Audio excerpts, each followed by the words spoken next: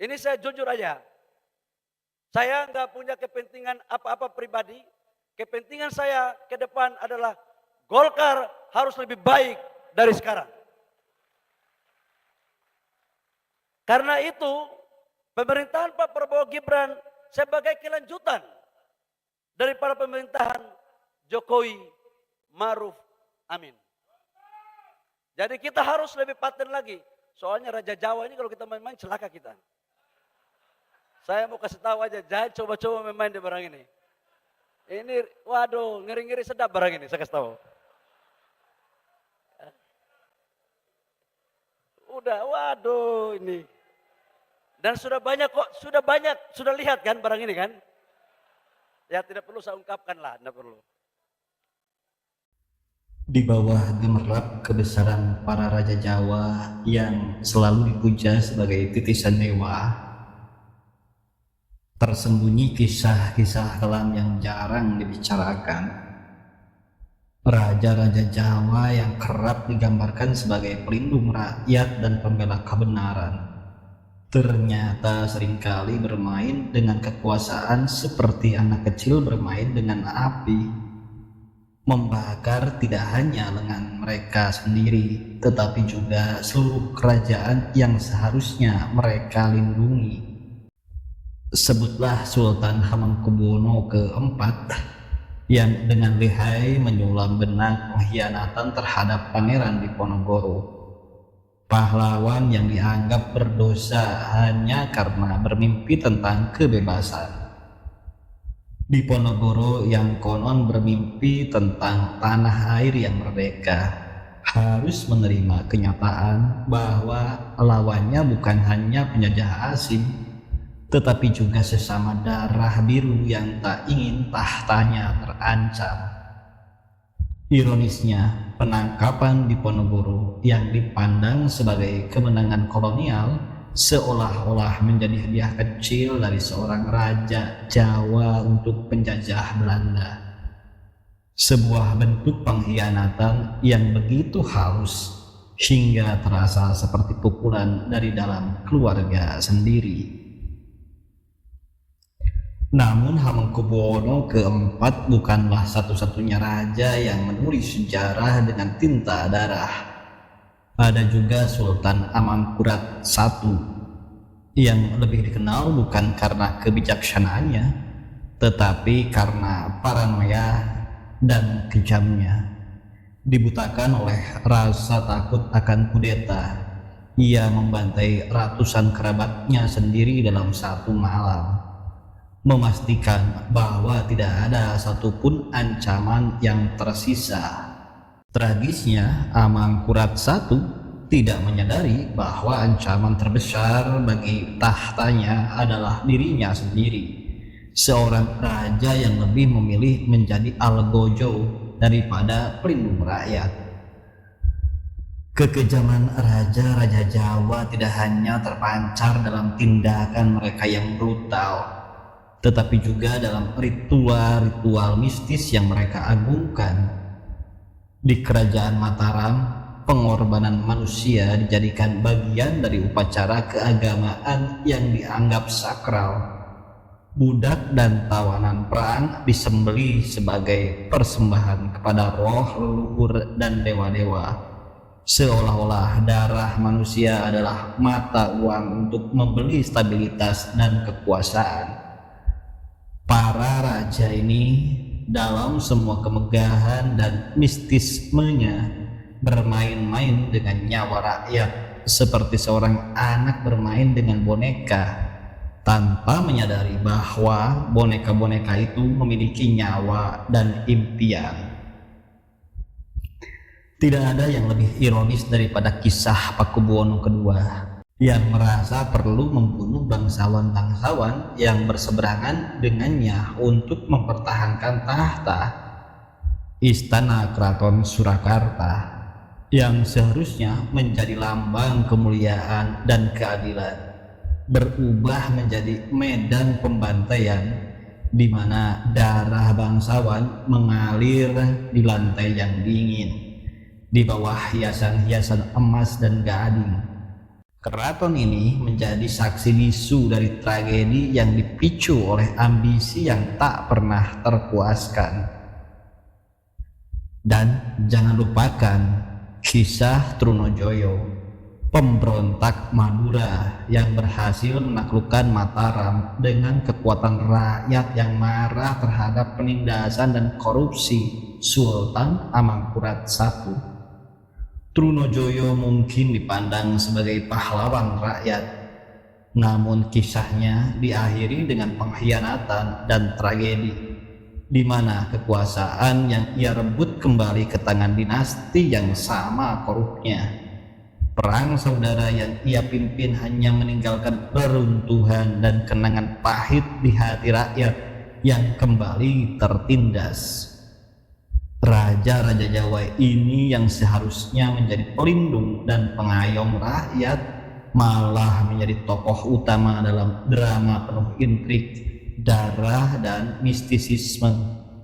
Mereka dengan segala kebesaran dan kekejamannya mengajarkan kita satu hal, bahwa kekuasaan absolut bukanlah berkah, tetapi kutukan yang membawa kehancuran, tidak hanya bagi rakyat, tetapi juga bagi raja itu sendiri. Di balik singgasana yang megah dan kemuliaan yang diagungkan, tersembunyi sisi gelap yang menjadi cermin ironis bagi sebuah bangsa yang terus mencari cahaya di tengah bayang-bayang masa lalu. Narasi sejarah yang dipenuhi dengan darah dan ambisi raja-raja Jawa nampaknya belum usai. Kini dalam sebuah pidato yang entah diselimuti oleh keberanian atau kebodohan, Bahlil Lahadalia, seorang tokoh politik, dengan lantang menyebut Presiden Joko Widodo sebagai Raja Jawa. Kira-kira seperti itu sebuah pujian atau justru sebuah peringatan? Bagi sebagian orang mungkin ini hanyalah retorika kosong yang berusaha mempertebal citra kepemimpinan Jokowi. Namun jika kita menarik benang merah dari sejarah kelam raja-raja Jawa, panggilan ini justru menjadi cermin yang memantulkan bayangan kelam yang kita harap telah lama hilang. Jangan macam-macam dengan Raja Jawa, bisa celaka, kata Bahlil. Kali ini meluncur begitu ringan dari mulutnya, seolah-olah Indonesia adalah sebuah wilayah kekuasaan yang bisa dipetakan dengan satu kata: Jawa. Sebuah pengingkaran yang kejam terhadap realitas Indonesia sebagai negara dengan ribuan pulau, ratusan suku, dan jutaan harapan yang tidak ingin dikekang oleh bayang-bayang monarki feodal. Apakah Bahlil lupa bahwa Indonesia bukanlah Jawa, bahwa rakyat Indonesia bukanlah rakyat penaklukan yang harus tunduk pada seorang raja? Pidato ini dengan segala kelancangannya menelanjangi gagasan sempit dan picik yang anggap bahwa kekuasaan di negara ini bisa dipusatkan hanya di satu pulau, seolah-olah kita masih hidup di era Mataram yang haus darah. Pidato ini lebih dari sekedar pujian murahan, adalah penghinaan terhadap prinsip dasar republik ini. Sebuah negara yang lahir dari semangat perlawanan terhadap kekuasaan yang tiran dan absolut. Bahlil dengan segenap kepatuhannya mungkin menganggap bahwa membandingkan Jokowi dengan raja-raja Jawa adalah puncak penghormatan. Namun apa yang dia sampaikan justru mengingatkan kita pada sisi gelap kepemimpinan yang telah lama kita tinggalkan, atau setidaknya kita pikir telah kita tinggalkan. Dengan menyebut Jokowi sebagai Raja Jawa. Bahlil secara tidak langsung menempatkan kita kembali di bawah bayang-bayang masa lalu yang penuh dengan pembantaian, ketakutan, dan mistisisme. Jokowi mungkin tidak pernah meminta untuk dipanggil raja, namun pidato Bahlil ini mengisyaratkan bahwa di balik kepemimpinannya ada kekuatan yang ingin membangkitkan kembali sentralisasi kekuasaan yang pernah membawa kehancuran bagi Nusantara. Apakah kita sebagai rakyat Indonesia harus menerima kembali konsep kekuasaan yang mengabaikan keberagaman dan pluralitas kita? Apakah kita harus tunduk pada pemikiran bahwa Indonesia hanyalah Jawa dan sisanya hanyalah wilayah jajahan yang harus tunduk pada keagungan raja? Indonesia bukanlah Mataram, dan Jokowi meskipun berasal dari Solo tidak boleh dianggap sebagai penerus raja-raja yang menyembelih bangsawan dan rakyat demi ambisinya. Bahlil mungkin bermaksud menguatkan Jokowi, tetapi dalam usahanya dia malah mengundang hantu-hantu lama untuk kembali. Hantu-hantu feodalisme, sentralisasi kekuasaan, dan penaklukan yang tak mengenal belas kasihan.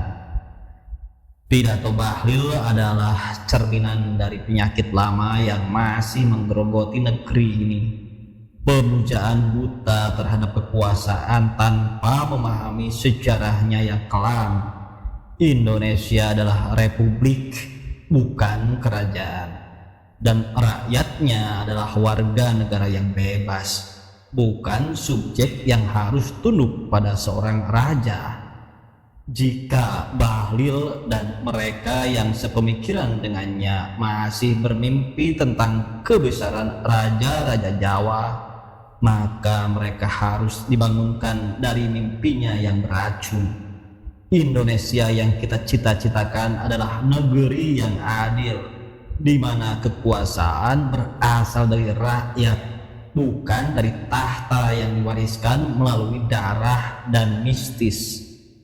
Maka kepada mereka yang ingin menempatkan Jokowi sebagai Raja Jawa, ingatlah bahwa dalam sejarah raja-raja Jawa mungkin telah menaklukkan banyak wilayah, tetapi mereka juga meninggalkan jejak darah yang tak pernah bisa dihapus. Dan Indonesia yang kita kenal hari ini bukanlah tempat bagi raja-raja, melainkan tempat bagi rakyat yang merdeka. Jadi Bahlil, sebelum kau memanggil seorang pemimpin dengan gelar yang berlumuran darah, pikirkanlah kembali apakah kau ingin mengulang sejarah kelam atau membangun masa depan yang lebih cerah.